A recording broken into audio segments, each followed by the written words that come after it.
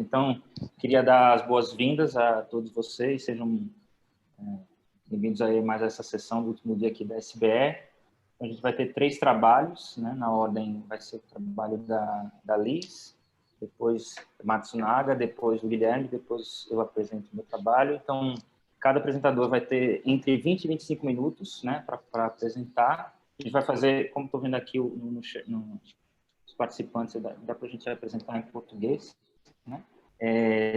20 a 25 minutos de apresentação, deixa esses 5 a 10 minutos para o final, para poder receber os comentários, sugestões. Se tiver alguma questão pontual, alguma dúvida pontual, pode interromper, né, pode desativar o microfone ou levantar a mão, enfim, fica à vontade. As mais elaboradas a gente deixa para discussão no final, ok? Eu vou passar a palavra aí para a Liz. Fica à vontade, Liz.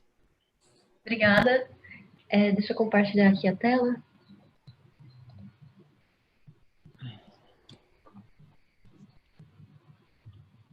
Oi? Tá. Bom, eu vou apresentar, na verdade, a minha dissertação de mestrado, que eu acabei de defender. Eu fiz com o professor Ariaster Chimelli, lá da FEA, e a gente investigou desastres de saúde mental. Então, a gente vai trazer aqui uma evidência do caso do rompimento da barragem de Fundão em Mariana. Aqui é só a agenda, né? Começar com uma introdução, depois eu vou falar do framework empírico, os resultados e a conclusão. A motivação do nosso paper, a primeira delas, investigar dentro de desastres, é que, na média, ao redor do mundo, acontece pelo menos um desastre todos os dias. E a frequência com que esses desastres acontecem, e a frequência e o impacto humano que eles causam, eles vêm aumentando nas últimas décadas. Em 2005, aproximadamente 160 milhões de pessoas foram afetadas por desastres globalmente, e em 2010, esse número mais do que dobrou para 330 milhões. Isso esses autores atribuem tanto por fatores climáticos, do aquecimento global, quanto pelo aumento do número de pessoas, né, aglomeradas em cidades, o aumento do número da população em si. Dentro da literatura de doenças mentais, a gente tem que eventos violentos e ameaçadores podem ter efeitos psicológicos severos. Alguns estudos já foram feitos com o World Trade Center, Furacão Katrina, o desastre de Chernobyl e de Fukushima, por exemplo. E também, saúde mental custa bilhões em receitas e perdas de receitas também para os estados, para os governos. Esse paper de 2006 da Curri e da Stabile, ele traz que doenças mentais, elas são que saúde mental é mais importante para determinar o capital humano ao longo do tempo do que outros condicionantes de saúde física. Então, elas fazem um estudo com crianças, né? Um estudo de saúde mental na infância e como esse problema vai se compondo ao longo do tempo se ele não for tratado. O paper do Lyer, de 2017, traz que indivíduos que são mentalmente doentes ou têm algum problema de saúde mental, eles têm maior probabilidade de estarem desempregados e também, se estiverem empregados, eles têm uma chance bem maior de trabalhar com uma produtividade menor do que seus pares. E, por fim, saúde mental é um fator crítico para a recuperação dos indivíduos e comunidades afetadas por desastres ou por eventos extremos. E esse ponto contribui para grande parte dos custos do pós-desastre. Esse trabalho foi feito por Rafael, Taylor e McAndrew em 2008. Falando de mineração e barragens em si, nos últimos 20 anos, a gente teve outros 5 grandes desastres envolvendo barragens de mineração somente no estado de Minas Gerais. Então, são muitos casos. O mais recente é o de Brumadinho, que também foi muito grande. E investigar os efeitos do rompimento da barragem de Fundão é muito relevante para conseguir desenhar ações compensatórias e planos de recuperação para eventos extremos, no geral. O nosso objetivo com o trabalho, então, foi quantificar os impactos de saúde mental nos municípios afetados de Minas Gerais, usando o método do GIF-INDIF e o Event Study. Eu acho que todo mundo está meio familiarizado aqui com a tragédia de Mariana. Eu vou trazer só alguns números. Então, o desastre ele ocorreu em novembro de 2015, acabou de fazer 5 anos agora, e aconteceu, então, o rompimento da barragem de Fundão em Mariana. Essa barragem era utilizada pela Samarco para depositar rejeito da mineração de ferro. 34 milhões de metros cúbicos de rejeito foram liberados no meio ambiente. 40 municípios foram afetados diretamente e 11 foram afetados indiretamente, isso tanto em Minas Gerais quanto no Espírito Santo. mas o número de municípios em Minas Gerais afetados foi bem maior, foi por volta de uns 30. Mais de 600 quilômetros de corpos d'água foram afetados, 600 famílias foram deixadas desabrigadas e 19 pessoas morreram. Então, foi um desastre de proporções gigantes. Para conseguir analisar as consequências do desastre, a gente precisa olhar para duas dimensões principais. A primeira dela é a dimensão geográfica, ou seja, a proximidade do município com a barragem de Fundão.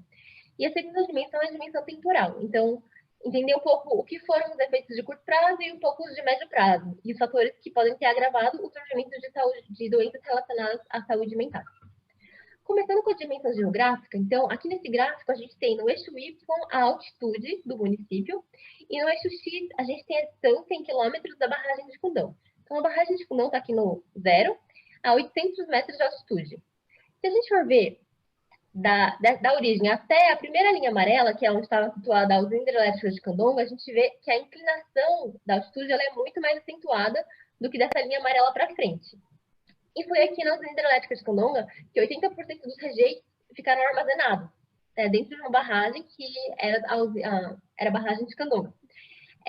Então, os impactos físicos da lama, os impactos destrutivos, eles foram muito mais fortes nos primeiros 100 quilômetros, aqui, de 0 até 100, da barragem de Fundão.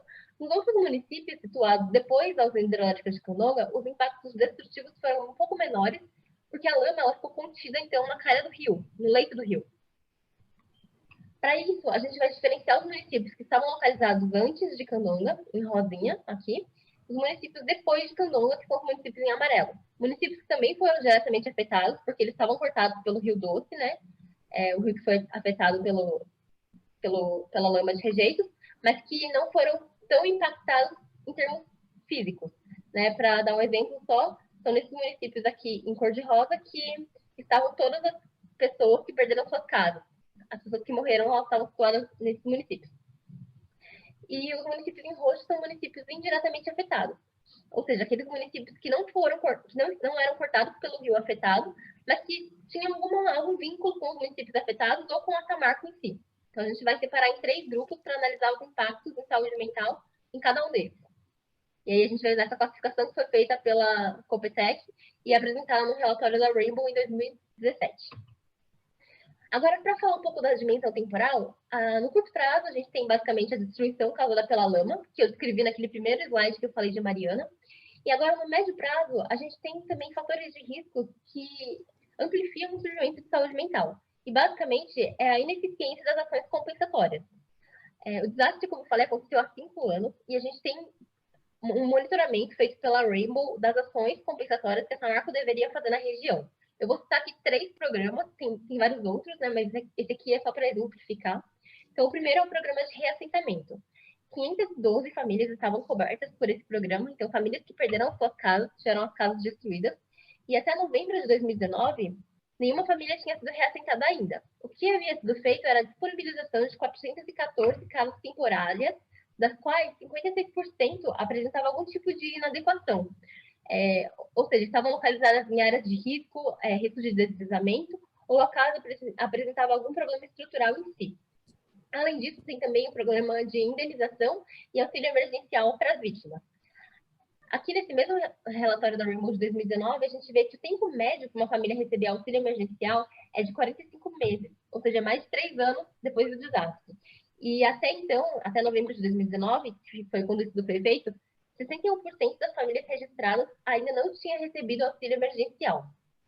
Por fim, eu vou citar esse trabalho de Louce, Dias e Camargo, de 2019, que mostra uma série de ações na justiça feitas contra a Samarco. Isso mostra a ineficiência do gerenciamento e contenção dos rejeitos de mineração, além dos problemas que eu citei acima. Então, esses problemas de médio prazo eu trago porque são amplificadores do risco de ocorrência de doenças mentais na região. Até porque geram uma série de inseguranças e ansiedades na população que não sabe se vai ou não ter seus direitos garantidos.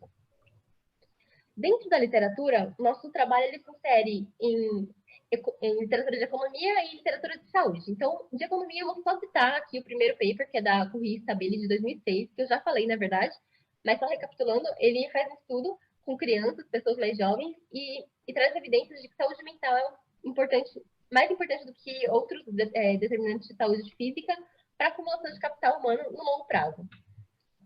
E aqui dentro da literatura de saúde, eu vou citar esse paper de Goldman e Galé, que fala que alguns fatores de risco antes do desastre é a pessoa ser de sexo feminino e de idades mais jovens. Eu trago isso porque a gente faz estudo também para doenças que são típicas de idades mais jovens. Então, é importante só dar uma pontuada nesses dois, mas tem uma série de papers dentro dessas duas literaturas. Agora, dentro da tragédia de Mariana em si, quais estudos foram feitos? Foram feitos alguns estudos econômicos, né? Eu trouxe esses três aqui. O primeiro é Nishijima e Rocha, de 2020, que estuda a dengue. Depois tem esse outro paper de 2020 do Danata e outros coautores, que estuda determinantes de saúde infantil. Então, eles verificam que, em Mariana, especificamente, teve um aumento da taxa de mortalidade de fetos e uma redução do peso ao nascer. O peso ao nascer é um importante determinante para a saúde do indivíduo. Também tem esse trabalho de 2018 do Simonato, que estuda alguns impactos econômicos do desastre. Dentro da literatura que foca em saúde mental mesmo, o desastre de Mariana com saúde mental, a gente tem uma série de estudos qualitativos que trazem relatos e algumas evidências, né, de medo, insegurança e hostilidade até sofrido pela população afetada, e traz estudos relacionados ao problema de ações compensatórias e a demora para a população ter os seus direitos assegurados. Dados quantitativos, a gente tem esse grande relatório feito pela FGV em 2019, que foi feito junto com o Ministério Público Federal, está até disponibilizado no site deles. Eles analisaram uma série de fatores, uma série de doenças, na verdade. Eles trazem aqui alguns indícios de que parece que teve aumento em doenças mentais, mas eles fazem uma análise para o agrupado de municípios, eles não chegam a ver por categoria. E eles analisam apenas um grupo aqui, que é doenças mentais não especificadas, e usando essa base aqui do SINAM, que é a base de sistema de agravo, sistema de notificação, na verdade. Aqui eu vou apresentar, então, o nosso framework empírico. Primeiro, as doenças que a gente vai analisar, basicamente, são todas as doenças do capítulo 5 do CID. O CID é a Classificação Internacional de Doenças, então a gente vai analisar doenças que estão nesse capítulo de doenças mentais e comportamentais. São 10 grupos de doenças. Aqui eu só fiz a lista de todos que a gente vai olhar, mas acho que eu não vou me aprofundar muito nessa parte. E quais são as bases de dados? Então, a gente vai pegar as duas bases de dados do DataTools. São painéis, né, que tem dados individuais, então cada indivíduo, cada internação, na verdade, é uma observação, e aí de janeiro de 2013 até dezembro de 2019, a gente vai agregar os dados individuais para o nível municipal e vai considerar como nossa variável dependente o número de atendimentos por 100 mil habitantes por mês. A primeira base, e a nossa principal base, é a base de internações ou hospitalizações, que é essa SH. Aqui a gente espera captar os casos mais severos de doenças mentais, que são aqueles casos em que a pessoa foi internada. Então, a gente espera captar um lower bound do impacto do desastre na população. Porque, no geral, doenças mentais, elas são muito subnotificadas. Uma pessoa com depressão, por exemplo, ela não vai necessariamente ser internada, a não ser que esteja tendo um episódio muito severo. E daí a gente tem também a nossa base do CAPS, que é o Centro de Atendimento Psicossocial.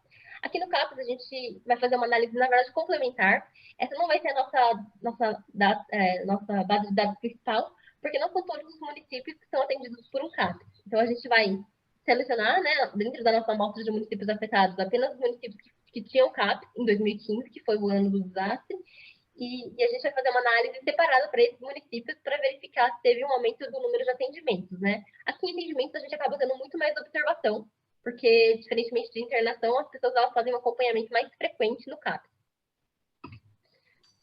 Aqui são só algumas informações sobre a base de dados, eu vou passar rapidinho, porque acho que não tenho muito tempo, né?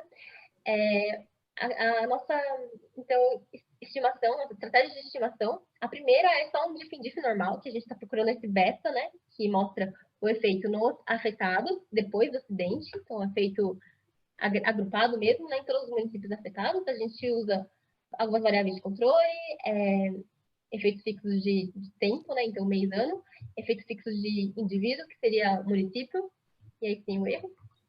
E para considerar os efeitos heterogêneos sofridos por cada região, a gente estima essa outra regressão, que basicamente é um diff, mas a gente vai estimar 3 betas diferentes, um para cada categoria. alguns problemas que a gente enfrentou, né, alguns desafios e o que a gente fez para resolver eles. O primeiro eu vou só citar, depois eu explico o que a gente fez. O primeiro desafio foi poucas unidades em alguns grupos tratados. Então, aqueles grupos de municípios em rosinha, que são os municípios mais afetados, que estavam antes de Candonga, então, são 4 grupos tratados. São poucos grupos tratados para fazer um DIF, então a gente usou uma técnica para lidar com isso, porque o cluster normal não funciona muito bem nessas situações. Segundo, o impacto antes do desastre. Então, o desastre ele pode ter afetado as nossas variáveis de controle, seria um problema. E terceiro, problemas de confounding variable, que talvez o desastre tenha ocasionado uma expansão relativa da capacidade hospitalar apenas nos municípios afetados. Daí a gente não estaria captando o efeito do desastre em si, mas dessa expansão, se ela tiver ocorrido de fato. E, por fim, um possível problema de seleção no nosso grupo controle. Então, para tratar com esse primeiro problema que eu falei, que é de poucas unidades no grupo tratado, a gente usou esse procedimento proposto por Carmen Pinto. Basicamente, é um bootstrap que corrige para heterocedasticidade e também para casos de quando tem poucos grupos tratados no DIF, inclusive quando tem só um, e muitos grupos controle, que é justamente o nosso caso. Então, ao invés de a gente estimar os erros por cluster, que é o comum, a gente faz esse procedimento de bootstrap, que usa um pouco o cluster, mas aí ele faz o bootstrap dos erros para conseguir fazer uma inferência melhor. Depois, o segundo problema que eu citei é que o desastre pode ter tido um amplo impacto, afetando também nossas variáveis de controle, como o PIB, PIB per capita, o CFEM, que é o royalties da mineração, tamanho da população, entre outras coisas. Então, o que a gente fez aqui foi, a gente pegou os municípios, os valores das variáveis de controle antes de 2015, né, antes do desastre, e a gente traçou uma tendência com base nos valores prévios. E daí, dentro das nossas...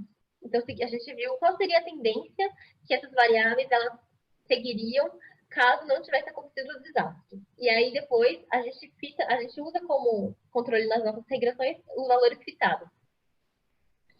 O terceiro problema é que pode ter tido uma expansão relativa da capacidade hospitalar. Daí, a gente estaria pegando efeitos do aumento da capacidade hospitalar e não dos atendimentos em si, do número de casos, né?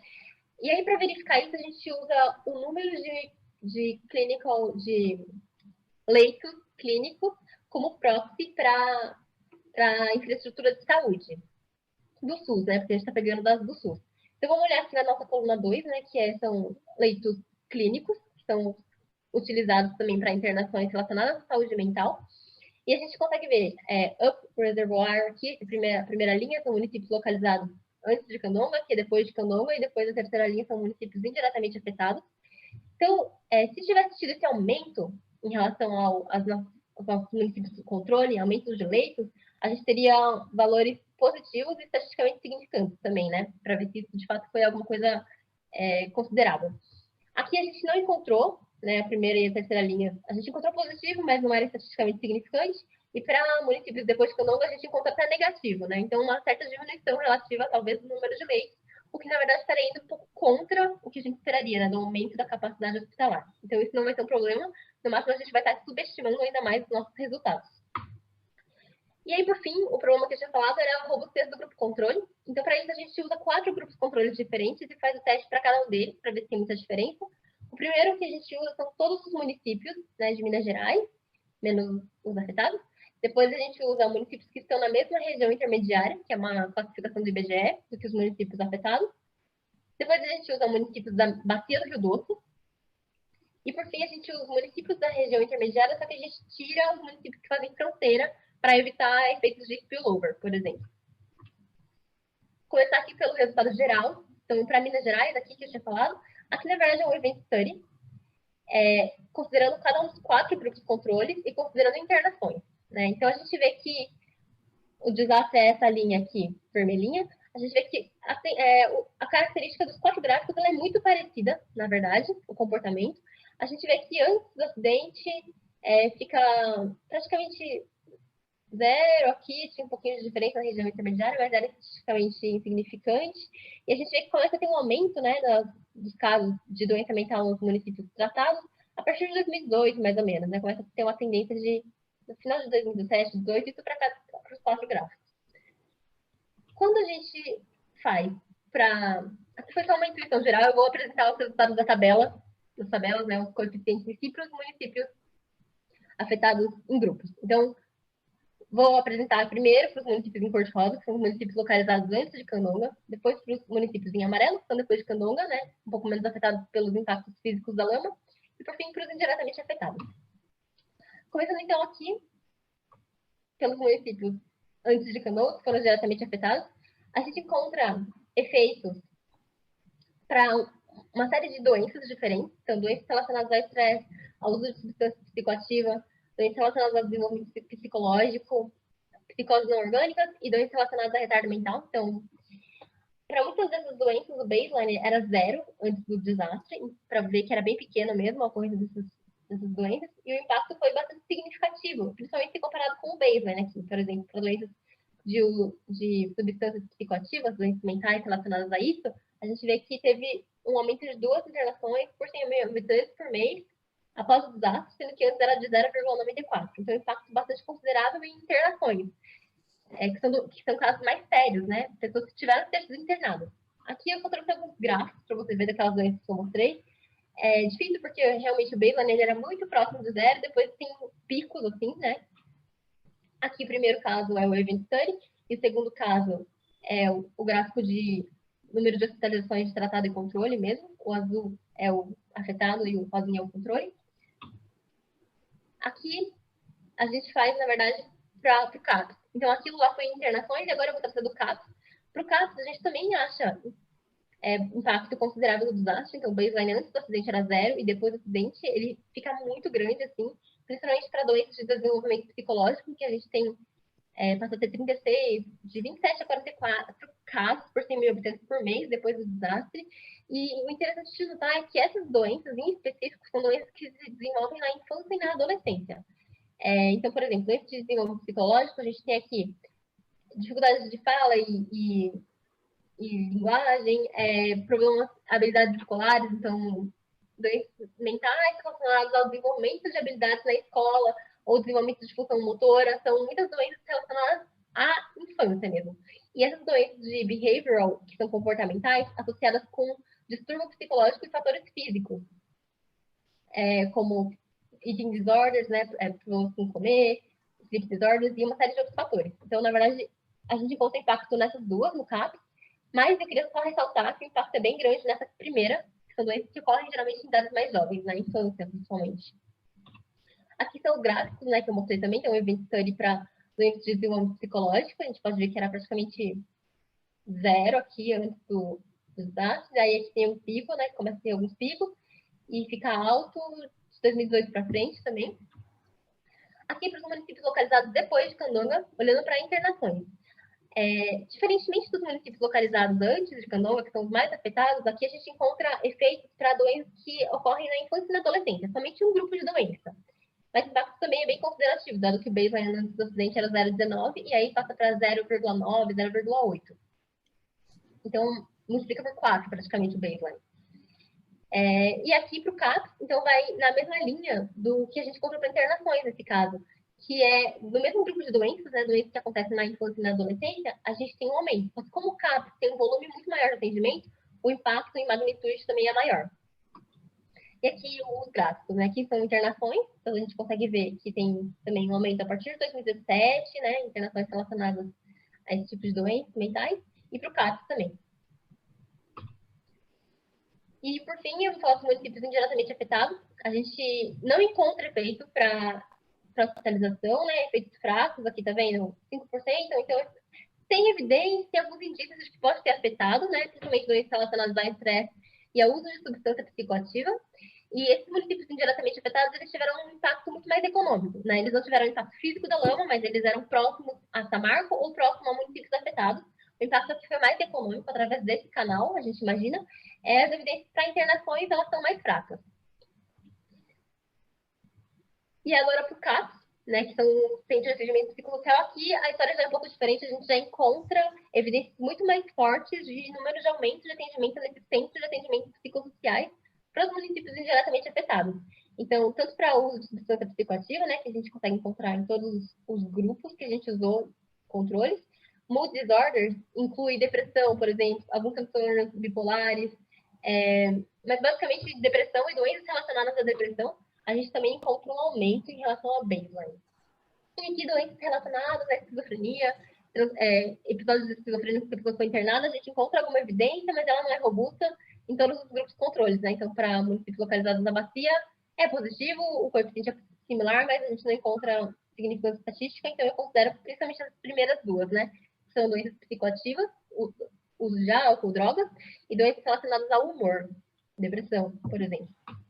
Aqui eu trouxe também o event study, então a gente vê que geralmente em 2017 tem um pico, que é curioso, até preciso investigar um pouco isso melhor. Então, basicamente, só concluindo aqui, a gente encontra efeitos muito heterogêneos. E acho que essa foi uma das grandes contribuições do nosso trabalho, analisar cada região de uma forma diferente. Porque se a gente juntar todo mundo no mesmo grupo, fica difícil entender que as regiões foram afetadas de maneiras diferentes e entender os impactos melhor em cada uma delas. Nos municípios que estão antes de Canoa, que são os municípios mais afetados pelo impacto físico da lama, e até pelos impactos econômicos, né? Porque essa marca estava ali em Mariana, então tinha uma relação muito forte. A gente encontra esse alto efeito em hospitalizações e em múltiplos grupos de doenças mentais, tanto no curto quanto no médio prazo. E a gente também encontra aumento no número de atendimentos no CAP, para doenças relacionadas ao desenvolvimento psicológico e para doenças comportamentais. Aqui o efeito é um pouco mais no médio prazo, digamos assim, que é uns 2 anos depois do desastre. Que pode estar um pouco vinculado com aqueles fatores que eu falei de ineficiência das ações compensatórias. E também é normal doenças mentais demorarem um tempinho para começarem a se manifestar, não é uma coisa tão imediata assim. Em hospitalizações, a gente teve um efeito mais imediato, né, que acho que foi um efeito mais traumático, e daí isso gerou um número de hospitalizações um pouco maior no curto prazo, mas aqui no médio prazo a gente vê, é comum acontecer, demorar um tempinho para acontecer. Para os municípios depois de Canoga, a gente não encontra um efeito em um amplo grupo de doenças, a gente encontra em um especificamente bastante forte, que são aquelas doenças que geralmente ocorrem em idades mais jovens, tanto hospitalização quanto atendimento do CAP. E para os municípios indiretamente afetados, a gente não encontra efeito em hospitalização, né, que é significante em termos estatísticos, até porque são municípios que não estão no caminho da lama, mas a gente encontra efeitos no atendimento pelo CAP, que são aquelas doenças relacionadas ao humor, como depressão, e ao uso de substâncias psicoativas. Aqui eu fiz um cálculo, uma conta de padeiro, só para agrupar um pouco melhor os efeitos, considerando então o período pós, como novembro de 2015 até dezembro de 2019, a gente vê que nos municípios diretamente afetados, a gente tem um aumento de 163 internações nos municípios antes de Canoga, mais 512 nos municípios depois de Canoga, totalizando 677 internações extras, digamos assim, né, que a gente encontra por causa do desastre. E olhando atendimento no CAPS, a gente tem 955 nos municípios antes de Canoga, 26.371 nos municípios depois, que daria, né, uma estimativa de 27 mil atendimentos a mais pelo CAP em função do desastre. Isso aqui é considerando bom as nossas hipóteses e considerando como grupo de controle os municípios localizados na bacia do Rio Doce. Os números eles ficam bem parecidos, mas eu considerei esse para fazer as contas. Para os municípios indiretamente afetados, a gente só encontra efeito no CAP, mas são municípios bem populosos, alguns deles, por exemplo, Ouro Preto, tem alguns outros. E a gente vê que o impacto no CAP então, seria de aproximadamente 116 mil atendimentos, né, nesse período pós inteiro. E por fim, a conclusão do trabalho, a gente traz... Liz? Oi? Desculpa te interromper, 10 segundos para terminar, tá, que já deu tempo. Ops, desculpa. Desculpa, não, tudo bem. Tá, na verdade eu só vou falar então que a gente traz efeitos de curto prazo, de médio prazo e algumas implicações de policy. Acho que a principal que eu queria citar é a importância de implementação de uma política de compensação que seja rápida e ágil, assim, que elas de fato sejam feitas, porque a demora no processo de recuperação, ela traz um agravante ainda maior para um desastre que já teve consequências gigantescas. E eu acho que isso contribui muito para o surgimento de doenças mentais ao longo do caminho. E é isso. Desculpa a demora. Esse aqui é só o apêndice. Sem problema. Obrigado, Liz, pela apresentação, excelente apresentação. Eu vou seguir aqui a ordem do... Estou abrindo aqui para perguntas, né? O Breno Sampaio levantou a mão. Você pode perguntar, Breno. Estão escutando? Sim? Sim. Oi, Liz, tudo bem? Parabéns pelo trabalho. Bem interessante. Eu tenho uma pergunta. Infelizmente, eu só peguei metade da apresentação, então você pode ter falado sobre isso e eu me perdi. Mas já o que eu entendi, o efeito aparece muito no médio prazo, né? E aí tem uma história toda. Eu lembro que eu estava no Ministério, quando existia essa conversa, com o projeto lá no Ministério, existia essa conversa de que teve muita assistência, muita grana investida pós-desastre, que fez com que, inclusive, muita gente deixasse de trabalhar, porque estava recebendo tanta assistência do governo que o pessoal parou de trabalhar. E aí a discussão, na época, eu lembro, era, olha, quando a gente travar essa grana para o pessoal, vai ficar todo mundo meio perdido, porque ninguém investiu, o negócio todo desandou. Então tinha essa coisa. E pelo efeito estar aparecendo no médio prazo, será que isso, mais sobre a interpretação do... Eu sei que isso tudo é um resultado do desastre, mas assim, no fundo isso pode ser um resultado da assistência que foi cortada e aí começou a pipocar o desespero do pessoal e aí começou a pipocar a sua variável, a sua variável de interesse, que seja. Você falou sobre isso, eu não me perdi se você falou, e como é que isso ajudaria, prejudicaria, que seja, alteraria a interpretação dos resultados. Obrigado. Olha, só eu posso fazer a minha pergunta, que é no mesmo sentido, acho que ele está fazendo, o Breno, porque é o seguinte, talvez a doença mental, ela possa ser uma coisa direta, o cara fala assim, catástrofe e tal, ou pode ser resultado de alguma coisa relacionada à renda e emprego que o cara fez. Você não fez nenhum teste de triple diff and diff aí para ver se foi isso, se foi esse mecanismo, ou ele não existe? Alguma coisa nesse sentido? Tá, eu vou responder. Obrigada, os dois, pelas perguntas, né? A primeira pergunta da assistência, esse não foi por causa de Brumadinho, que eles receberam uma... Eu lembro que no caso de Brumadinho, eles realmente receberam uma assistência financeira gigantesca, assim, super rápido, e um monte de gente estava conseguindo, até saiu notícia no jornal que pessoas estavam comprando iPhone, coisas assim. Eu lembro de ter visto isso por causa de Brumadinho, eu não lembro de ter visto isso por causa de Mariana especificamente. Até porque, no caso de Mariana, foram muitos municípios afetados, né? Foram mais de 40. Até as pessoas que perderam empregos, por exemplo, pescador, artesão, eles estavam tendo uma grande demora, na verdade, para receber o auxílio do programa de assistência emergencial. Então, eu não tenho certeza se foi tão fácil assim para o caso de Mariana, né? Para o de Brumadinho, eu me lembro que foi, assim, que foi um auxílio muito, muito alto. E foi rápido, foi super rápido, assim, logo após o desastre, a Vale já começou a pagar esse valor para muitas pessoas da cidade, mas é que ficou muito mais contido em uma cidade. No caso de Fundão, ele se esparramou para diversas cidades, inclusive uma briga para algumas cidades serem reconhecidas como afetadas ou não, né? E tem municípios indiretamente afetados também, então eu não tenho certeza, viu, se isso aconteceu. Eu não cheguei a ler nada sobre isso especificamente. Mas para as doenças surgirem um pouco mais no longo prazo, para internações, nos municípios ali pertinho de Fundão, a gente encontra evidências de que elas aconteceram, algumas no curto prazo, até porque foi um evento muito chocante, então a gente tem até um aumento de internações no curto prazo, mas de fato a maioria é no médio prazo, né, digamos assim, e até porque demora um pouco para o surgimento das doenças mentais acontecerem. Segundo a literatura, elas demoram um tempinho, assim, elas não começam a aparecer tão rapidamente, e a gente encontra bastante efeito no CAPS, que é esse Centro de Atendimento Psicossocial. Então, às vezes, demora para uma doença ser instaurada e para a pessoa se reconhecer como afetada de algum problema de saúde mental. Você tinha feito mais uma colocação que eu achei interessante, mas eu não lembro qual era agora. Eu vou continuar falando sobre a resposta para outra pergunta. Renda e emprego. Isso.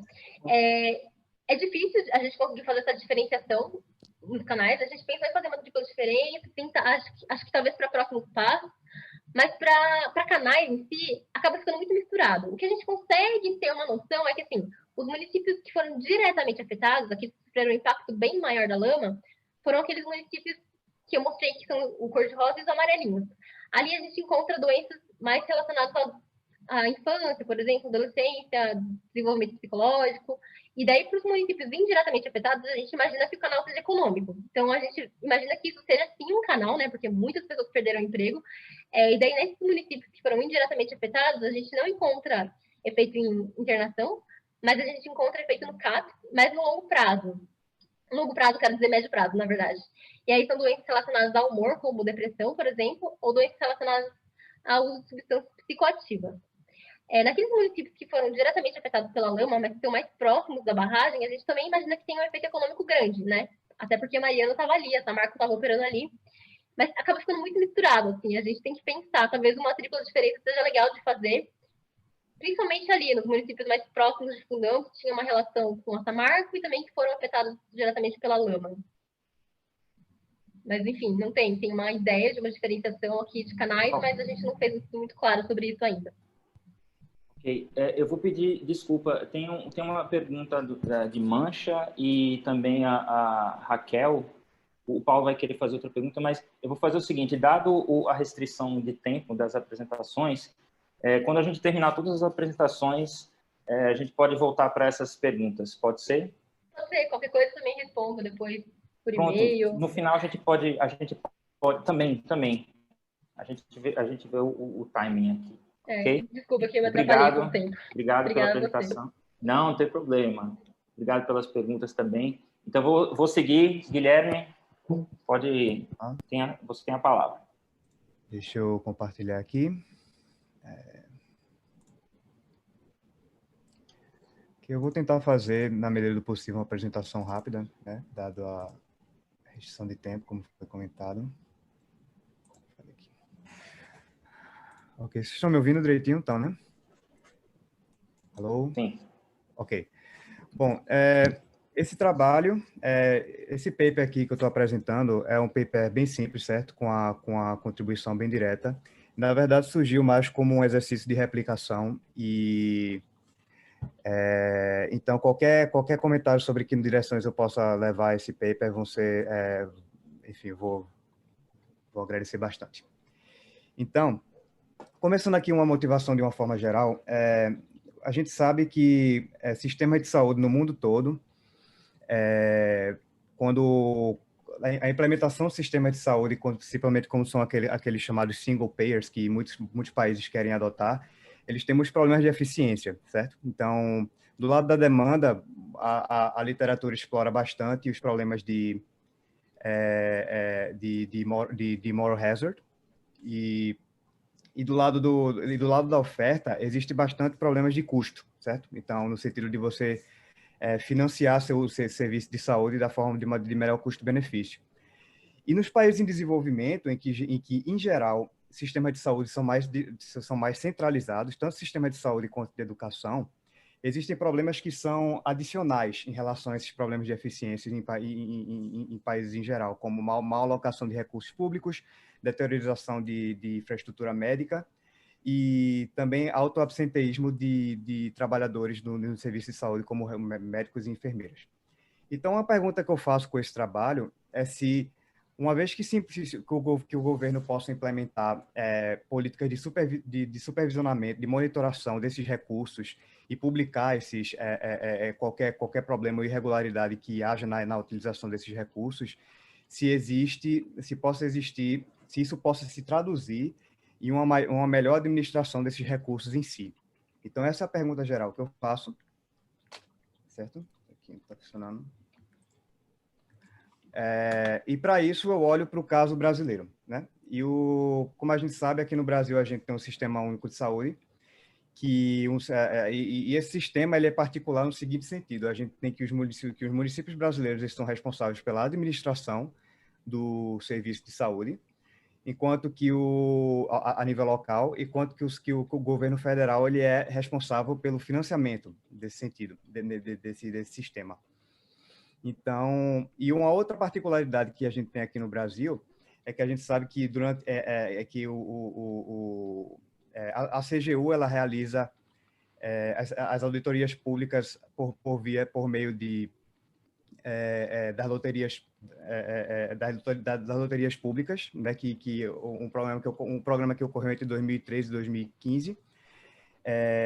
Então, o que eu faço basicamente aqui nesse exercício é combinar dados dessa política pública da CGU com dados a nível municipal de transferências de recursos do governo federal para o governo municipal e dados de infraestrutura pública pelos dados do DataSUS a nível local também. E o que eu mostro aqui é que, primeiro, as transferências federais feitas para os municípios para a manutenção dos serviços para a manutenção de infraestrutura de saúde, elas são reduzidas, uma vez que é revelado que determinado município possui uma quantidade de irregularidades maior do que a média, digamos assim, Mas, por outro lado, e uma coisa que eu identifico aqui é que essas transferências são mais relacionadas à manutenção de infraestrutura de saúde, né? No caso, é compra de equipamentos médicos, compra de leitos para hospitais, e etc, etc. E a maioria... então, no final dessas transferências, eu vejo que não há nenhum impacto nessas medidas de infraestrutura, pelo menos na dimensão, como é que se diz, extensiva, certo? Então, de uma forma assim, de uma forma um pouco mais específica, eu mostro que transferências para despesas transferências de recursos para despesas capitais, né, que são justamente para esse fim de infraestrutura, elas são reduzidas em pelo menos 58% em relação ao baseline. E só que transferências para despesas operacionais, que seriam, no caso, pagamento de salários de médicos e enfermeiros, e realmente financiamento do tratamento de serviços na atenção básica, esses recursos não são afetados, pelo menos pelo visto aqui nas minhas estimações. Em termos de relevância econômica, eu vejo que existe um total de até 5 a 6 bilhões de reais que são reduzidos, assim, em relação a um contrafactual que a gente assume, e isso equivale a mais ou menos 4 a 5% do total de recursos de saúde transferidos para esses municípios ao longo do período de análise. Como eu falei, eu não encontro nenhuma consequência realmente na infraestrutura local de capacidade hospitalar, e isso inclui com todos os estabelecimentos como hospitais, unidades básicas de saúde, e coisas como leitos hospitalares, equipamentos médicos basicamente isso. Então, esse paper ele se aloca bem dentro de duas literaturas. Então, existe uma literatura que estuda a eficiência do gasto com serviços, com sistemas de saúde através de financiamento público. Essa aqui é uma amostra não representativa dos artigos que são feitos nessa área, até um pouco já desatualizados, mas é uma literatura que realmente continua ativa. E particularmente também contribui para a literatura, para o que hoje já é quase uma literatura em si, sobre as consequências do Programa de Inspeção Públicas da CGU.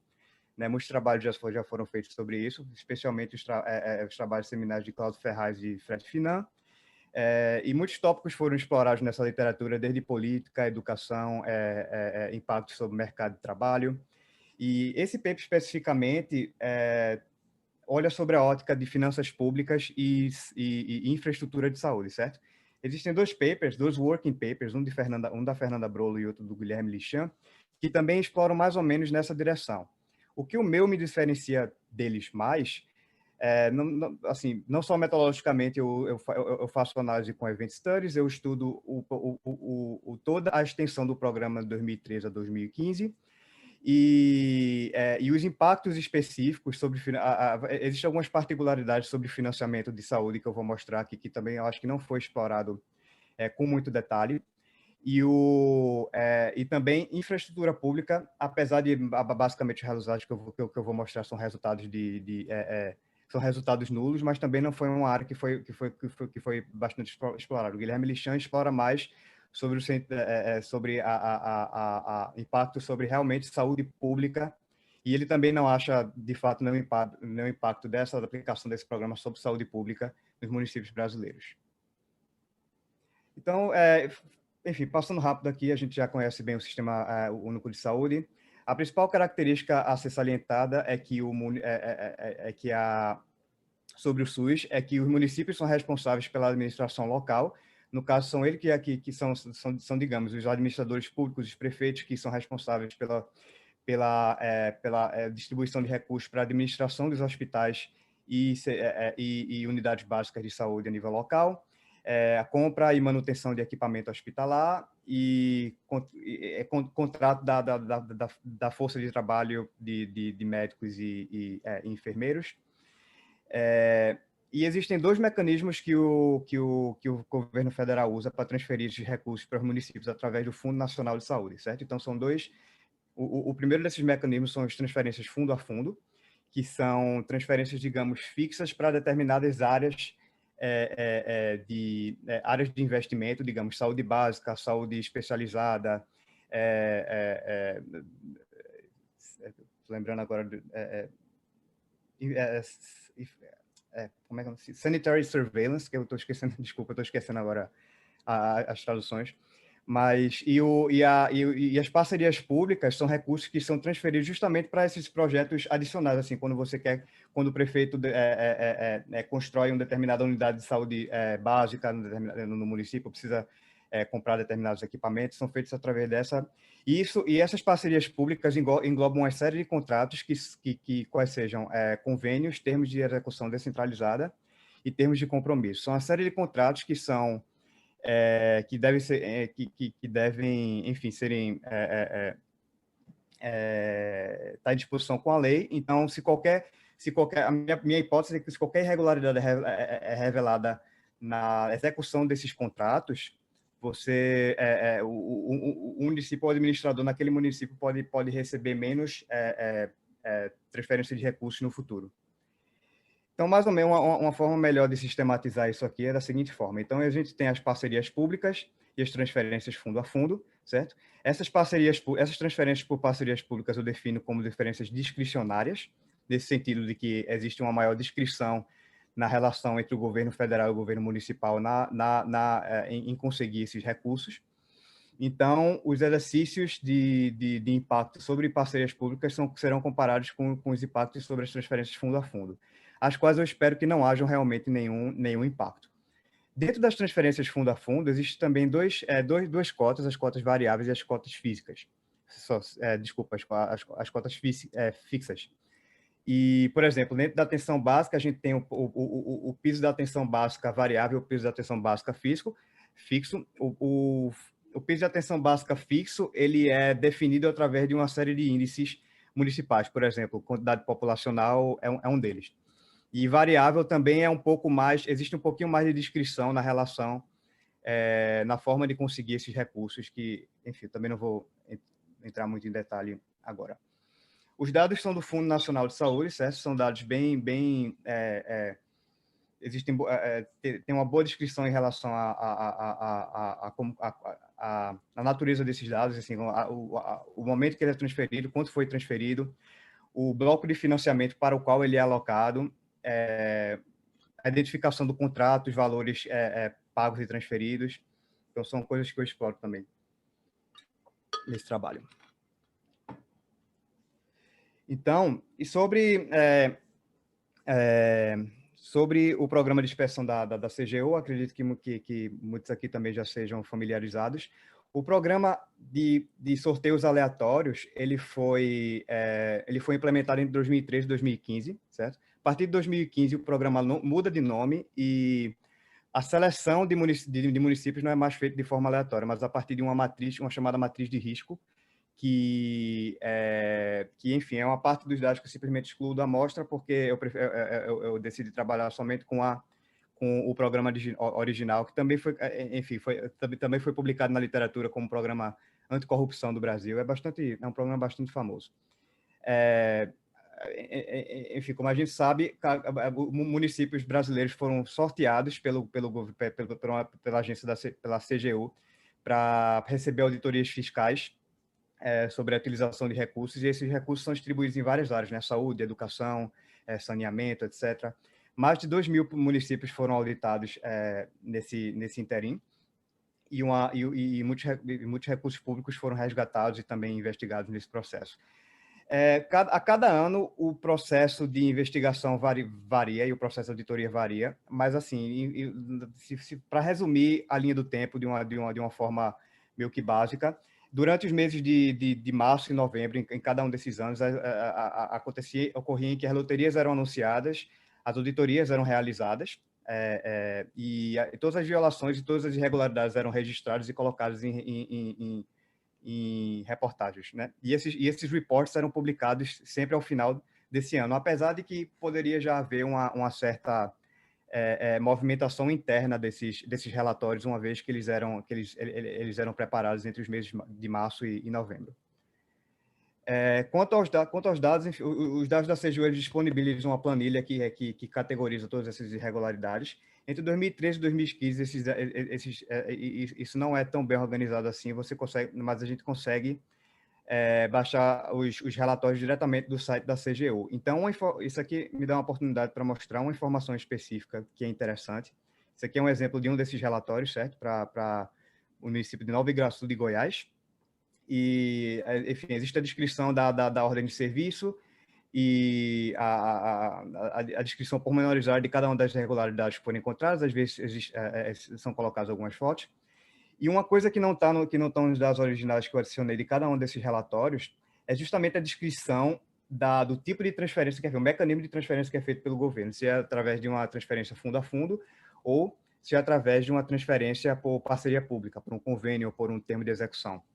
Então, essa informação, eu adiciono essa informação nos dados, e isso aqui mostra mais ou menos uma descrição da quantidade de irregularidades que são encontradas para cada tipo de transferência, de mecanismo de transferência, para cada um dos municípios. Então, entre parcerias públicas e transferências fundo a fundo, a gente vê que existe uma variação da quantidade de irregularidades que são encontradas em cada um dos municípios, e a mesma coisa quando a gente separa se essas transferências foram para a parte fixa ou variável das transferências fundo a fundo. Existe também uma variação aqui que eu vou explorar na minha estratégia de identificação.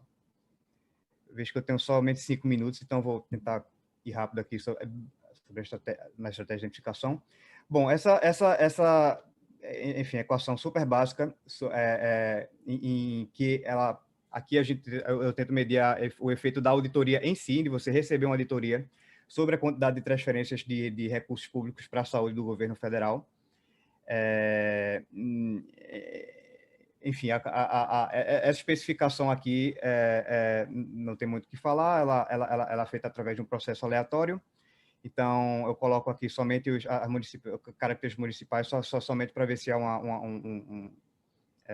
se melhoram, enfim, um pouco as estimativas em relação a um sentido ou outro. E uma exploração que eu faço a mais é que, primeiro, eu separo separar esse efeito, eu faço uma partição das irregularidades que são encontradas em todos os municípios e identifico em que parte dessa partição determinado município se encontra. Se ele está, por exemplo, acima da mediana em relação à quantidade de irregularidades que são encontradas para transferências para recursos de fundo a fundo, por exemplo. Então, mas um problema de fazer essa partição é que justamente eu perco a argumentação da aleatoriedade aí, né? Porque uma vez que você tem mais recursos sendo transferidos para um determinado município, é natural que você possa encontrar mais irregularidades relacionadas àqueles determinados recursos. Então, algumas das coisas que eu faço para mitigar esse problema não só incluir as variáveis essas variáveis de controle municipais, mas eu uso uma estratégia que também foi implementada pelo Eric Avis e colaboradores no paper dele da GPI, em que eu coloco também como controle para os municípios auditados o número de ordens de serviços que foram emitidos para um determinado município a ser auditado, né? Então, essas ordens de serviços, não só as características municipais conseguem prever, por exemplo, população, quantidade de recursos transferidos, eles conseguem prever bastante bem o número de ordens de serviços que são feitos para esses municípios, mas uma vez que eu também adiciono essa variável na equação, a amostra fica bastante bem balanceada quando a gente olha para as características observáveis dos municípios, né? Então já é algo numa direção melhor. Algumas notas adicionais, os resultados que eu vou mostrar vão ser mais baseados nessa segunda especificação, certo? Em que eu comparo os municípios que não não demonstraram nenhuma irregularidade e com aqueles que demonstraram uma quantidade maior do que a mediana ou menor do que a mediana em termos de quantidade de irregularidades.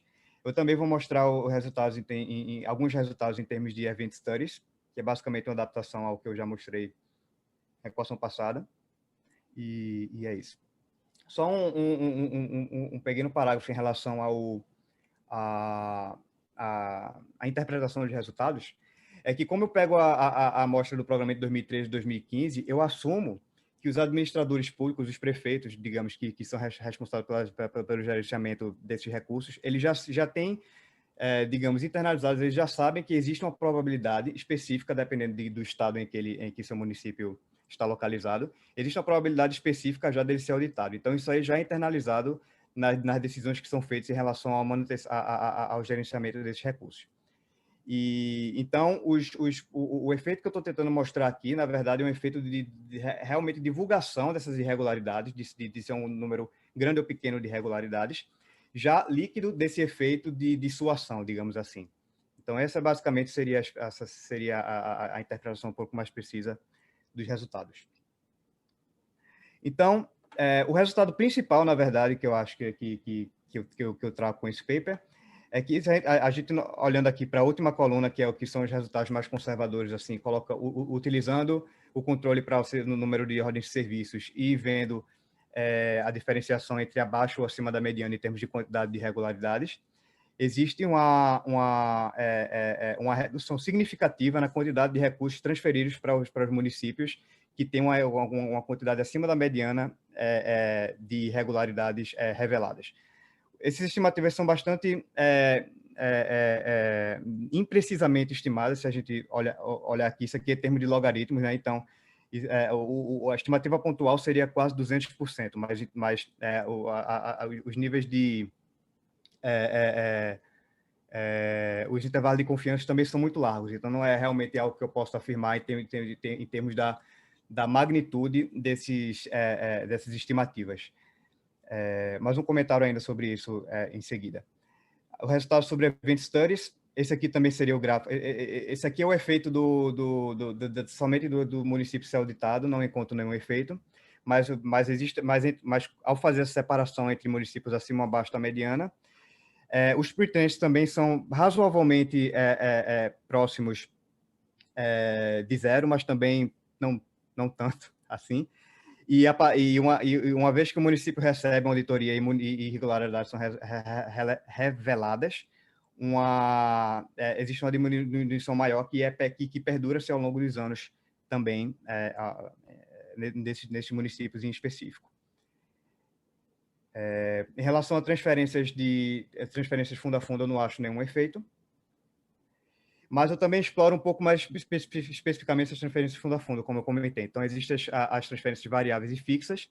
Aqui eu vou olhar somente para os serviços de atenção básica, porque, pelo que a gente vê aqui no gráfico, a maior quantidade de transferências são para a atenção básica. E dentro da atenção básica, nas estimativas mais conservadoras, eu acho alguns efeitos em outras, mas nas mais conservadoras eu também não encontro nenhum efeito nem nas transferências variáveis, que seriam... Essas transferências variáveis em específico são as que, por exemplo, financiam o salário dos médicos e enfermeiros da saúde pública, certo? Mas eu não acho nada, né, em relação à gestão desses recursos, então também não exploro nada além desse aspecto. E também nenhum efeito em relação como há de se esperar na transferência de recursos para a cota fixa da adição básica. Ok, dois últimos resultados super rápidos antes de eu terminar. Primeiro é que, como os meus intervalos de confiança são muito largos, eu pego digamos, lower bound desse intervalo de confiança e eu uso esse como uma estimativa mais conservadora de qual seria a redução de recursos que eu mapeio aqui com essa análise, certo? Então, com algumas contas de padaria, como se diriam back of the envelope, eu faço alguns cálculos aqui e demonstro que, em comparação ao que seria o contrafactual, existe uma redução de cerca de 60% da quantidade de recursos que são transferidos para a infraestrutura pública, infraestrutura de saúde pública para esses municípios, uma vez que essas irregularidades são reveladas. E uma exploração adicional que eu faço aqui é realmente saber se existe algum impacto no ponto final dessas transferências. Então, uma vez que que o município recebe menos recursos, existe alguma diferença no caso de, por exemplo, em quantas unidades básicas de saúde são construídas, ou então quantos leitos existem. E, naturalmente, só posso observar aqui a margem extensiva. Talvez haja diferenças de qualidade também entre um município e outro, mas não é algo que eu exploro aqui. A maioria desses recursos, como você vê aqui, de recursos de parcerias públicas, são em transferências para a construção de hospitais e unidades básicas de saúde.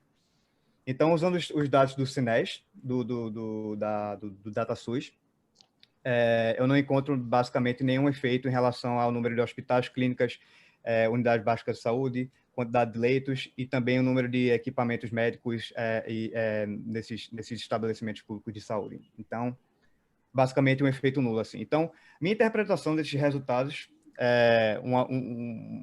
seria a seguinte: você tem menos recursos que são transferidos para os municípios que revelam mais irregularidades, mas você não tem nenhuma modificação na margem extensiva sobre sobre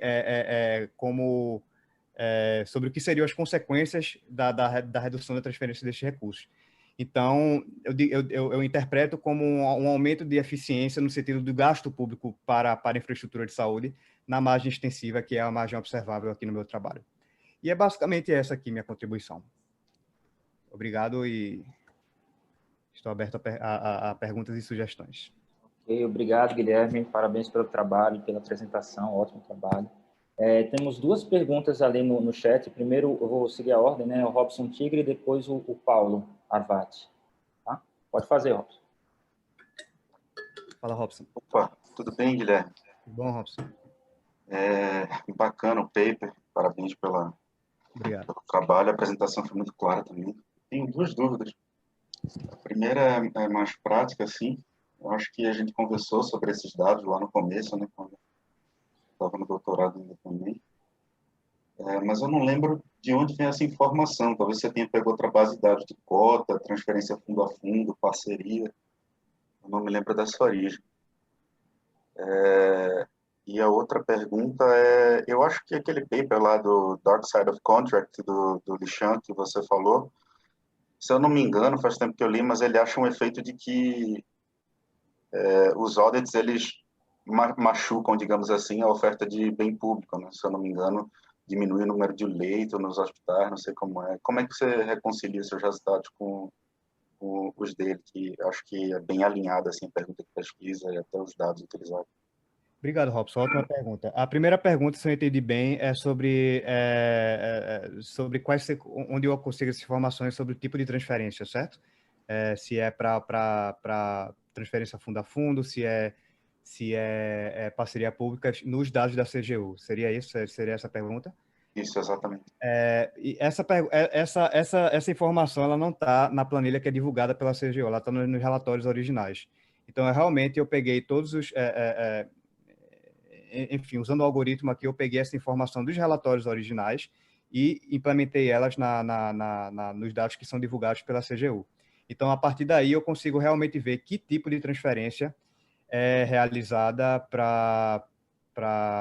enfim, que tipo de irregularidade é descoberta para que tipo de transferência. Não sei se eu expliquei bem.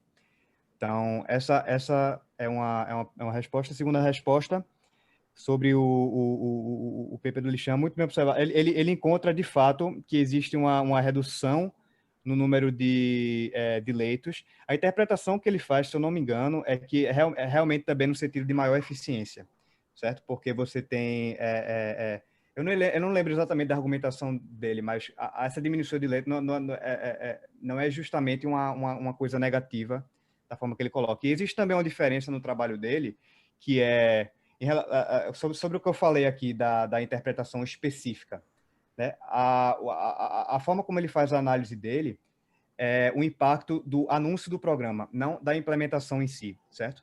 Porque o DIFINDIF é feito a partir de... É como se fosse uma comparação entre antes de 2013 e depois de 2013. Então, o que acontece uma vez que os municípios agora sabem que existe esse programa em que eles podem ser auditados? Então, ele encontra que determinados tipos de de recursos de saúde diminuem, uma vez que é feito esse anúncio, e ele não encontra nenhum, em termos realmente de impacto em saúde pública, ele não encontra também nenhum efeito. E o efeito que eu exploro aqui é mais na direção da implementação, você realmente divulgando essas informações, se existe alguma diferença adicional na gestão desses recursos. Perfeito. Obrigado, Guilherme. Valeu. E aí, uma última pergunta do Paulo Arvati.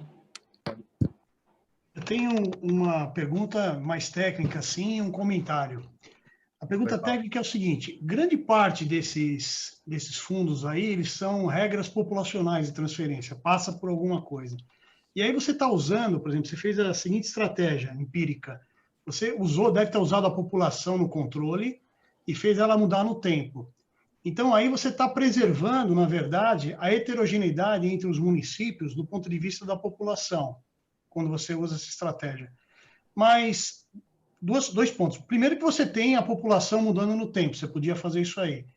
E segundo, já tem alguns trabalhos mostrando que você tem manipulação da população para receber esses fundos públicos. Não seria interessante você tirar a população dessa estratégia de mudança no tempo e colocar ela mudando no tempo realmente para tentar capturar melhor essa heterogeneidade?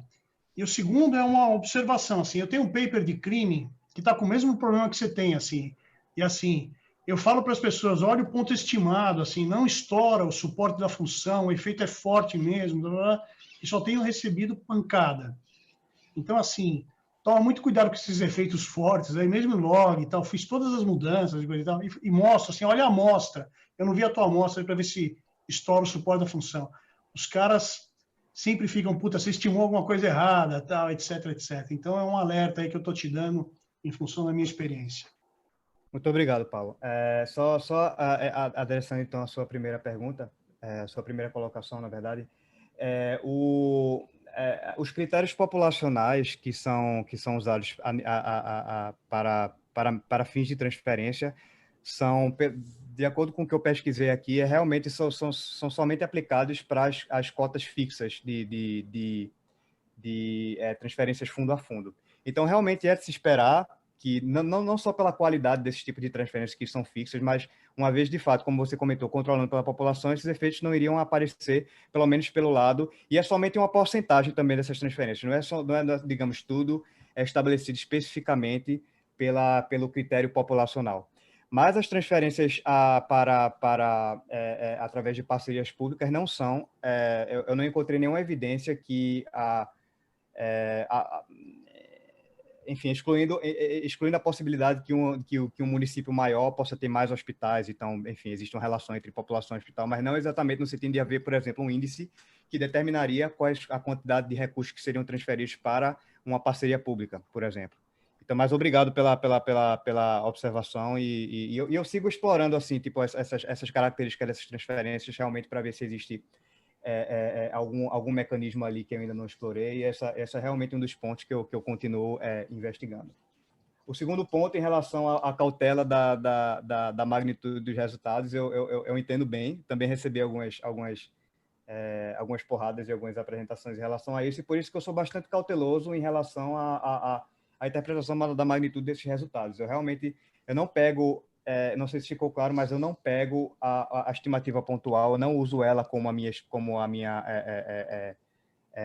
digamos, meu efeito estimado, mas, de fato, o limite inferior do intervalo de confiança que eu encontro para aquela estimativa, que ainda assim é um pouco grande, mas, mesmo assim, é o mais conservador que eu consigo dentro dos recursos que eu implementei aqui nessa análise.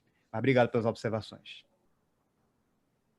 Ok, então, obrigado aí, Guilherme, obrigado pelas perguntas. Então, vou pedir só que termine o compartilhamento aí da tela. E aí eu vou iniciar aqui o meu. Espera aí.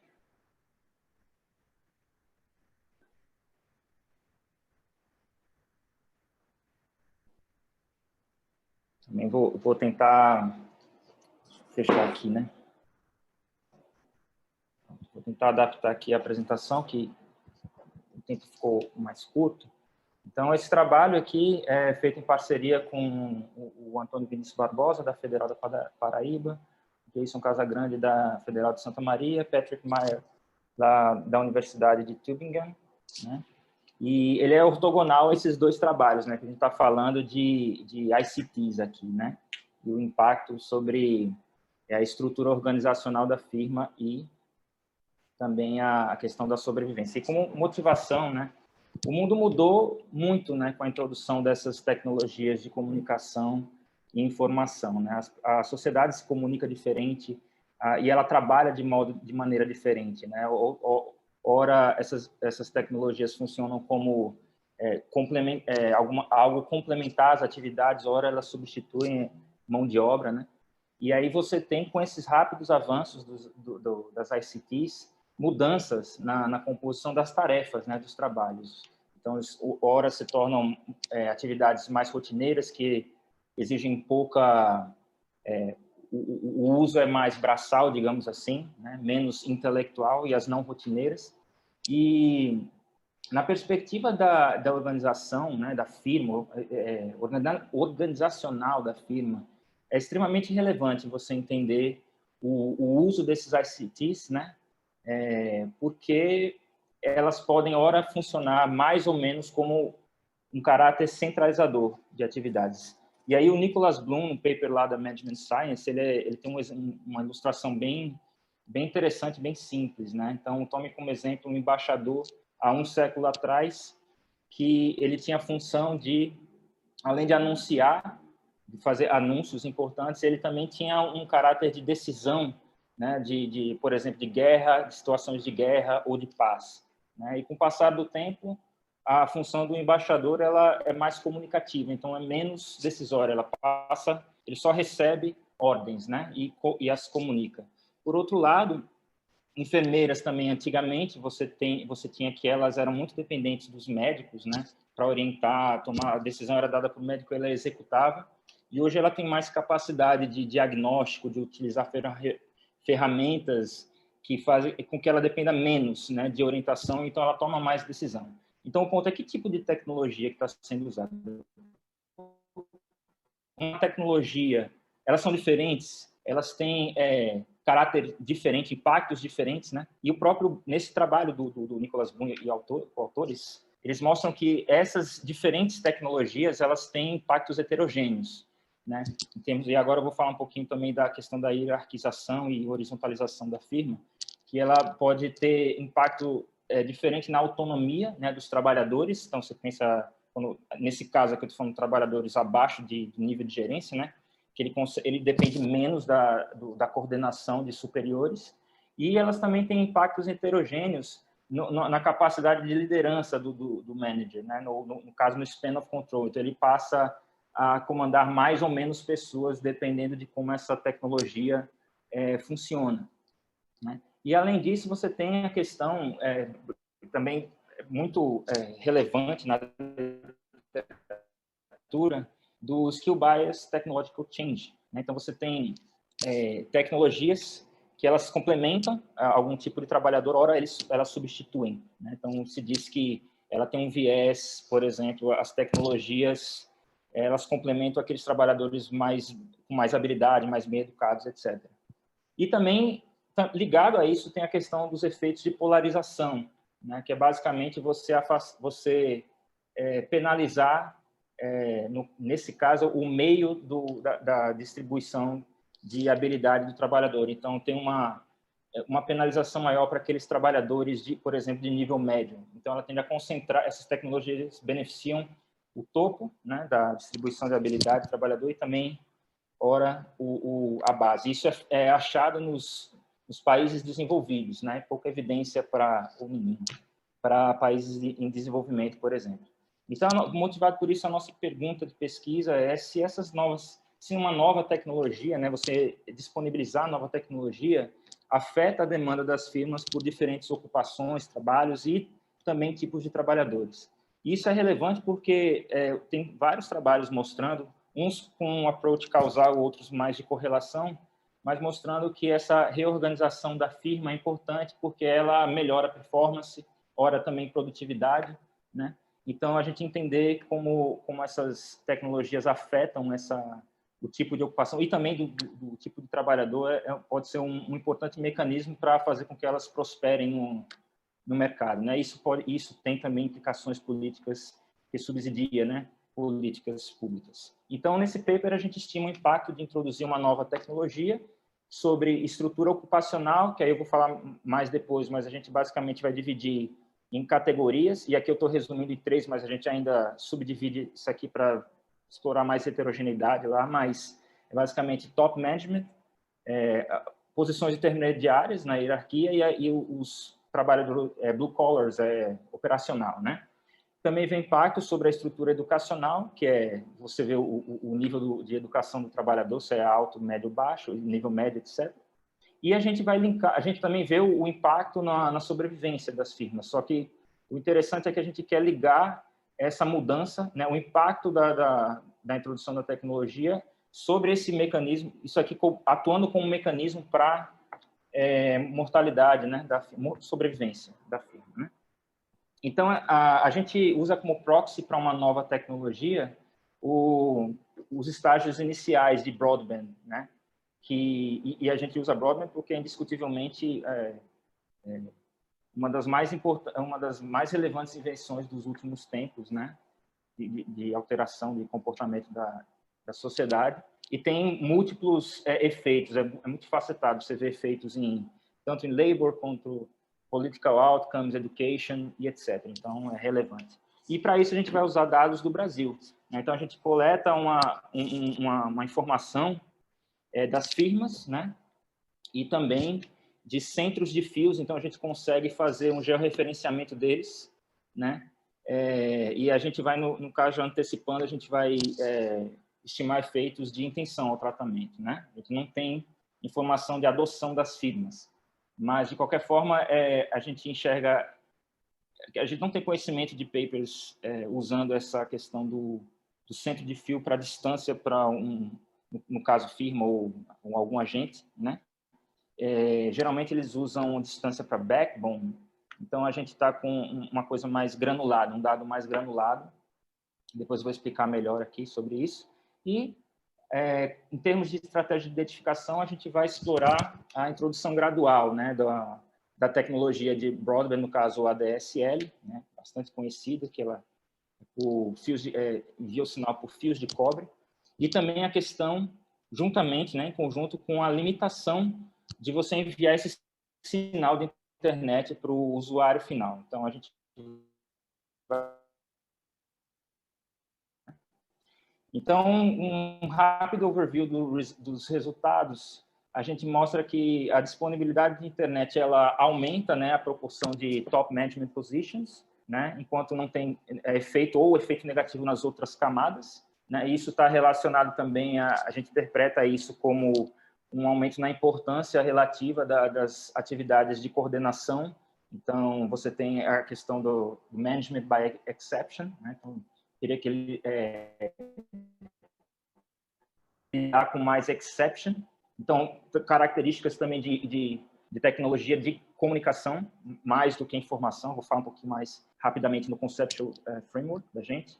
Aumenta a proporção de trabalhadores com alto e baixo nível de educação, né? Então, isso aqui é uma evidência de polarização, que na verdade, a gente tem uma evidência similar ao que acontece nos países desenvolvidos, né?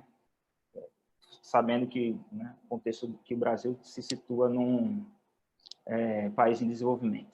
E também o efeito líquido é de redução do tamanho da firma, né? Então, ela substitui, né, trabalhador, mas ela também, ao mesmo tempo, a gente observa que funções de coordenação de top, né, management, se tornam relativamente mais importantes. A gente faz algumas análises de heterogeneidade de indústria para tentar entender melhor esses resultados. Os resultados são diferentes entre indústrias, embora a gente observa que várias indústrias têm esse efeito, né, de aumento de management, só que umas mais do que outras, dependendo do contexto inicial da estrutura que ela tinha antes do choque, né? E a gente também acha que essa mudança na estrutura ela é interna, ela vem de dentro, no sentido de que não é por meio de novas contratações, então é por meio de promoção. Então, a pessoa tem maior chance de ascender na empresa, né? Então, verticaliza mais. E a gente tem evidência sugestiva de que a probabilidade de survival das firmas, ela aumenta, né? Que é o reduced, vamos chamar assim, reduced form. E a gente também mostra que essa mudança estrutural aqui de ocupação e nível educacional, ela media esse efeito, né? E é responsável por explicar cerca de 40% desse efeito.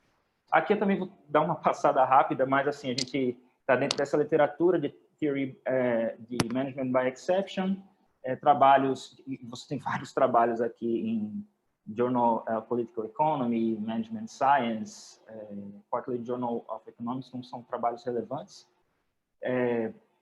A gente também adiciona essa literatura de Division of Labor, então a gente, só me chamando a atenção, a gente acha até um resultado diferente da Tian, porque ela tem numa das análises dela, não é o foco, mas é uma das análises, ela mostra que existe uma redução no shared managers, a gente acha o contrário, e a gente também argumenta que é uma questão de context dependent, né, result. Então,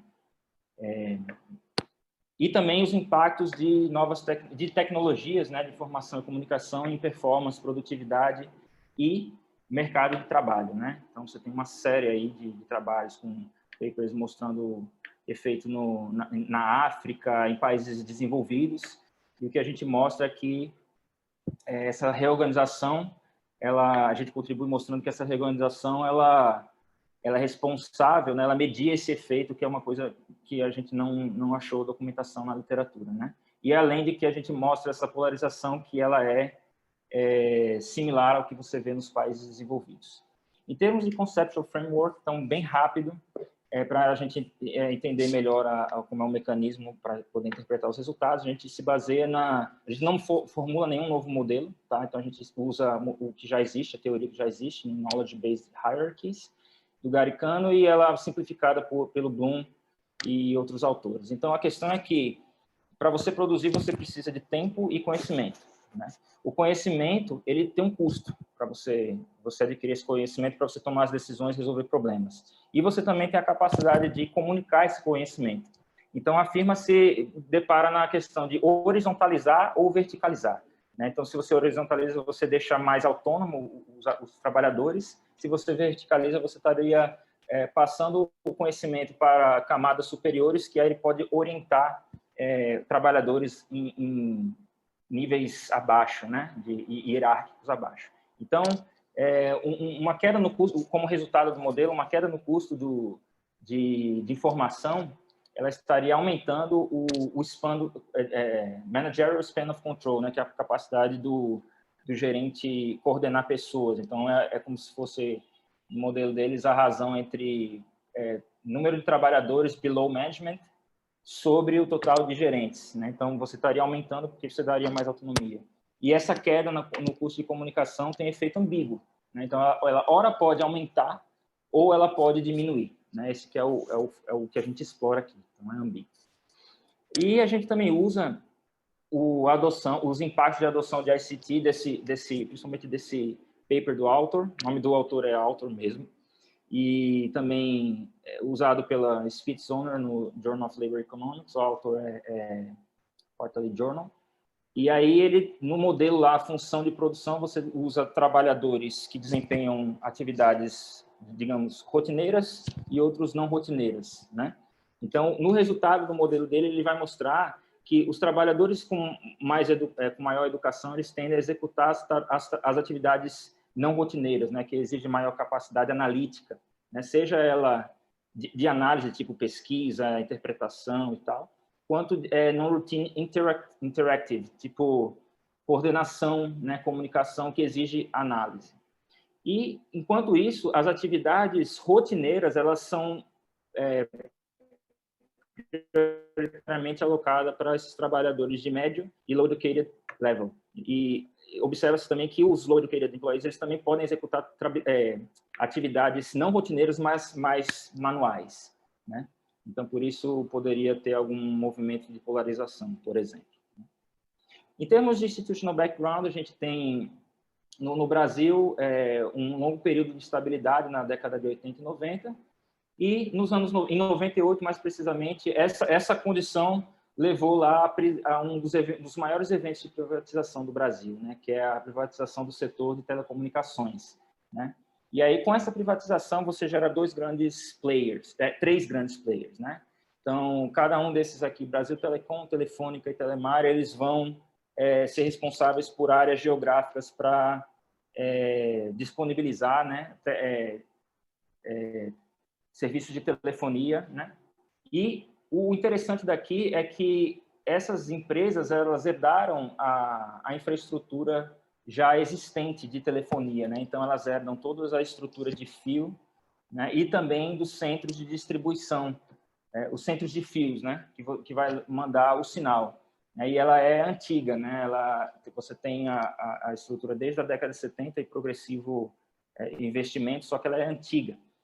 E, para a gente ter uma ideia aqui, essa tecnologia, ela é o suporte para o uso da tecnologia, essa infraestrutura é suporte para o uso da tecnologia ADSL, né, de banda larga, que você só consegue enviar o sinal por meio de fios de cobre, né? E a gente tem, pelos relatórios dessas empresas aqui, que a introdução do ADSL, ela se deu prioritariamente nas grandes cidades, mais especificamente capitais, né? Então, para a gente ter uma noção aqui só do rollout, no gráfico da esquerda a gente tem uma noção da distribuição geográfica do poder de cada uma dessas concessionárias, né? Na região mais norte, nordeste, fica com a Telemar, centro-sul, BR Telecom e a Telefônica exclusivamente para São Paulo. E aqui está o rollout, né, que a gente observa, né? Então, quanto mais escuro, mais antigo. Então, o rollout ele inicia em 2000 e as últimas capitais receberam em 2003, né, que são basicamente Alagoas e Sergipe aqui.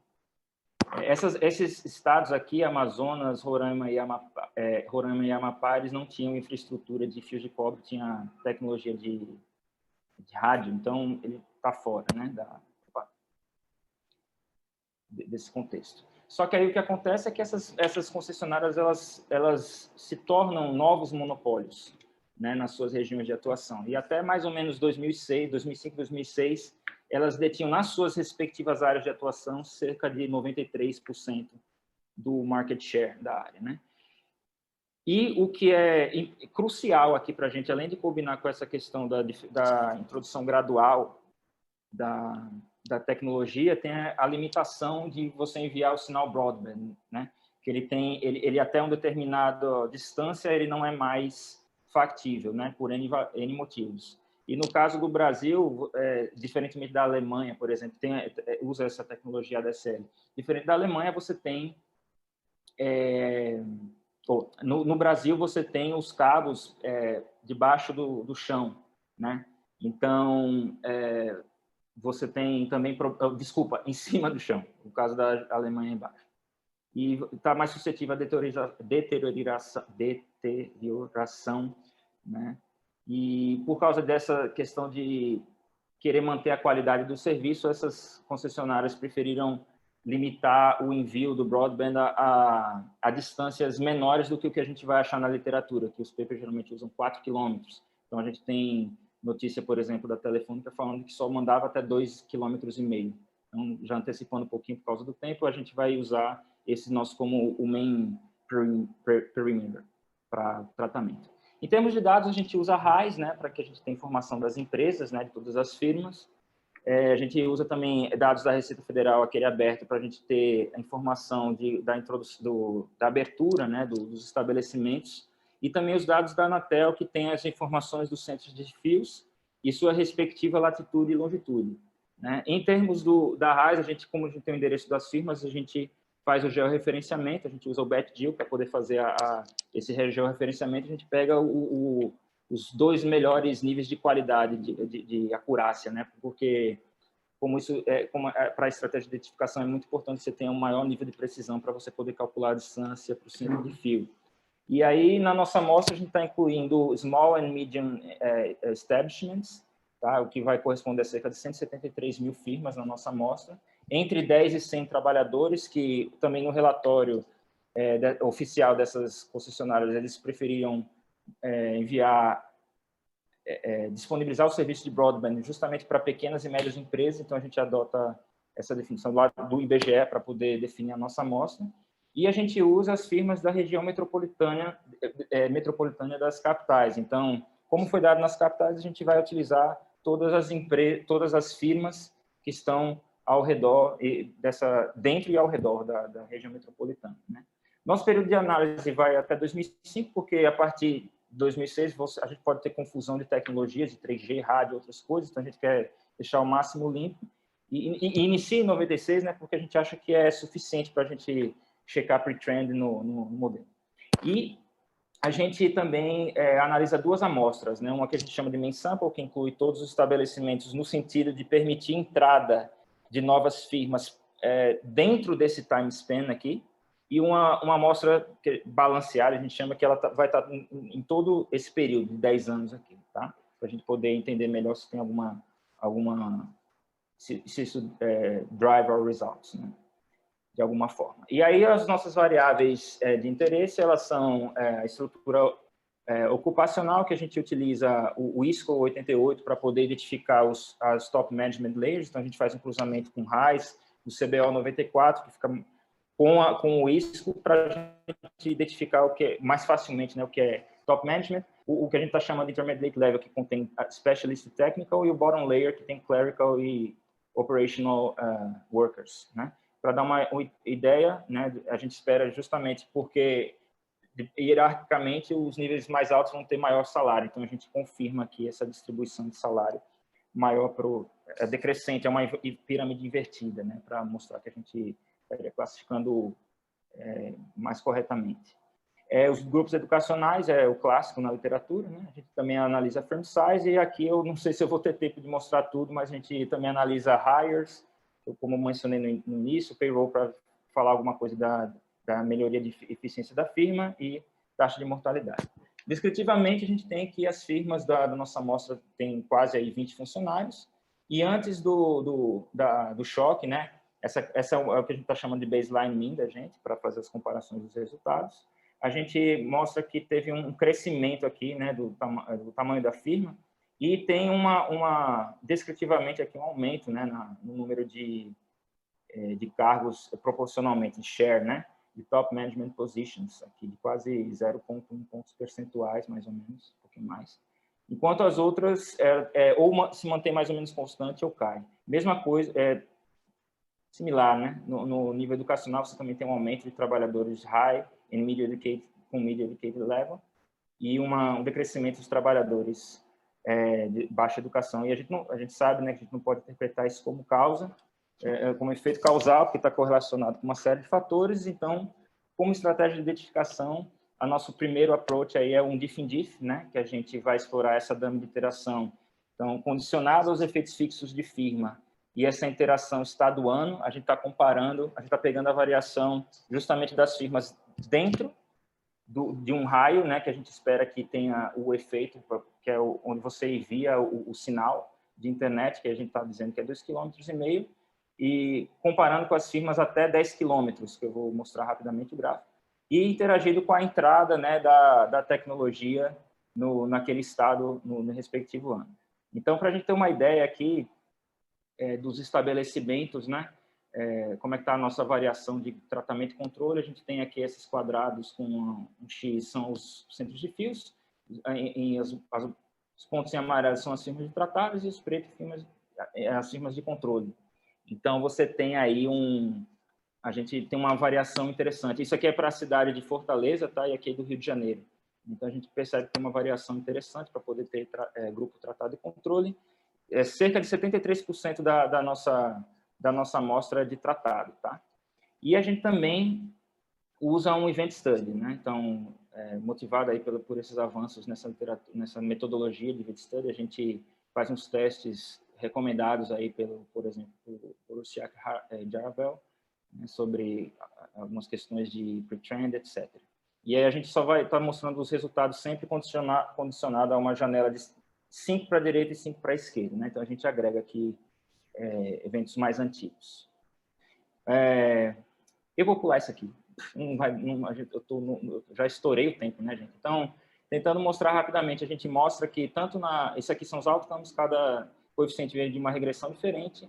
Você tem um efeito positivo no share de top management positions, e ele é um decréscimo ou uma... Os efeitos geralmente são a maioria negativos, embora não todos estatisticamente significantes, mas o que está mostrando aqui é uma realocação sempre towards the top, né, da pirâmide ocupacional. E esse resultado ele é robusto, né, independente da amostra que você usa, tanto você permitindo firmas novas entrantes perto, qualquer período de tempo, quanto toda a amostra balanceada. E em termos de nível educacional, você tem uma polarização aqui da mão de obra, né? Você tem um efeito positivo. Giuseppe, desculpa, só uma mensagem aqui da organização. Somente alguns minutinhos mais, porque a gente já está bem estourado no tempo. Perfeito, perfeito. E aqui, obrigado. E aqui a gente vê esse efeito nas caudas, né? Positivo e um efeito negativo aqui no median educated worker. Dos nossos event studies, a gente compara também main sample e balance sample para mostrar que é bem robusto o efeito. O efeito em top management, a gente também faz aquele teste F do split trends para as dummies, né, antes do evento, para mostrar que também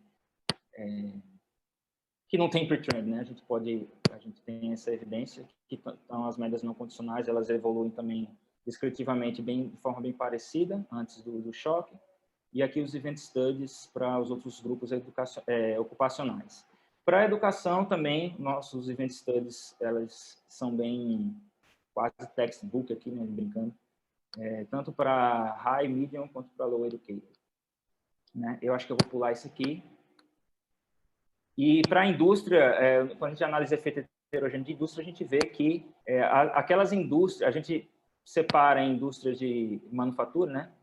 Comércio e serviço, né? A gente tem a classificação baseada nos quinais lá das firmas, e a gente vê que os efeitos nos top management positions são justamente maiores, em termos de magnitude, são naquelas firmas que tinham uma estrutura mais enxuta, né, de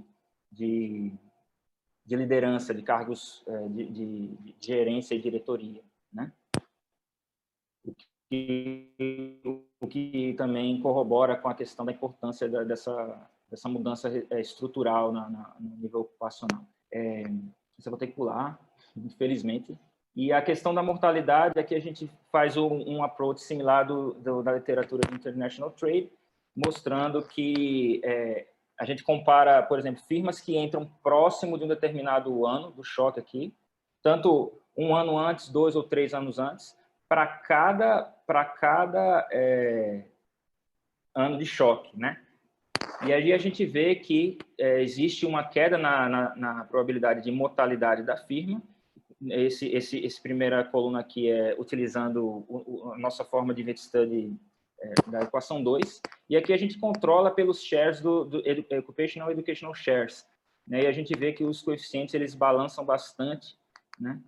Sugerindo um efeito mediador, certo? A gente tem uma série de testes de robustez aqui que eu não vou ter tempo de falar, mas a gente faz tanto destacando aqui alguns principais, a questão do raios alternativos de tratamento e controle e locações estratégicas dos MDFs para mostrar que não é um efeito mais locacional, regional e também de definição, né, do tratamento. E como está estourado, eu vou deixar só o slide de conclusão aqui, infelizmente. Obrigado, Giuseppe. Muito bom, viu, a apresentação. Eu acho que, pelo anúncio aqui da coordenação, não sei se a gente vai ter tempo para fazer perguntas diretamente aqui na sessão, então eu sugiro que você coloque, digamos, dê uma forma de contato aqui para o pessoal pegar no chat e você se comunicar diretamente com eles. Será que podemos fazer assim? Claro, com certeza, não tem problema. Peço desculpas aí ter passado aí do tempo. Então... Eu vou mandar aqui meu e-mail para contato, quem quiser, né? De modo geral, aí, muito obrigado a todo mundo, viu, que participou na sessão. Obrigado, Liz. Obrigado, Giuseppe. Qualquer contato, a gente fica aí à disposição. Tá? Obrigado, obrigada, pessoal. Parabéns Obrigado pela a todos. apresentação também.